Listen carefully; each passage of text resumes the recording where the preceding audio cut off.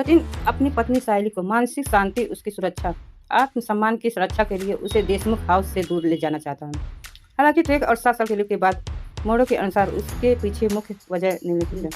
सायली के प्रति घर वालों के दुर्व्यवहार के अन्य के सदस्य रेणुका, रोशनी और तेजस लगातार सायली को मानसिक रूप से प्रभावित करते हैं।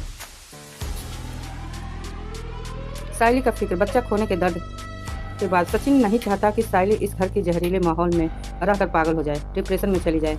खुद के पैरों पर खड़ा होना सचिन का मानना है कि इस घर में रहकर उसकी इज्जत दांव पर लगी रही है। इसीलिए वह अपनी पत्नी और बेटी पूरा को एक सुरक्षित और इज्जतदार माहौल देना चाहता है, जहां वे बिना किसी पारिवारिक कलह के शांति से बिना अपनी नई जिंदगी जी सके।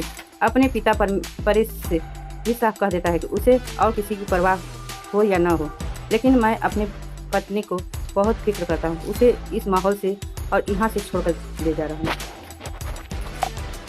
उन्हें की आस्था, इन दिनों बहुत बड़ा मोड़ आया है। कहानी में 7 साल का लिपा आ चुका है, जिससे सचिन और सायली की जिंदगी में पूरी तरह जिंदगी बदल गई है। आज के एपिसोड में हालांकि टेक्स्ट मुख्य कहानी इस प्रकार है।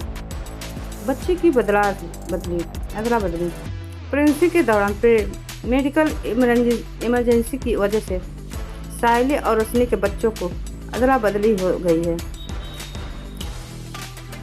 सचिन और सायली को लगता है कि उन्होंने अपना जीवन खो दिया, जबकि उनका बेटा असल में रोशनी और तेजस के पास पल रहा है। 7 साल बाद जीवन लिप के बाद सचिन और सायली अपनी बेटी पूर्णा के साथ गणपतिपुले में एक नई जिंदगी शुरू कर चुके हैं। सायली ने अपने परिवार को संभालने के लिए फूलों का एक नया बिजनेस खड़ा किया। कानूनी और पारिवारिक मुसीबत, कहानी में नया मोड़ तब आता है जब सायली की मां शोभा एक मार्केटिंग रेड पुलिस छापेमारी के दौरान गिरफ्तार हो जाती है। पुलिस उन्हें छोड़ने के लिए शर्त रखती है कि सायली के भाई दिलीप को आत्मसमर्पण करना होगा।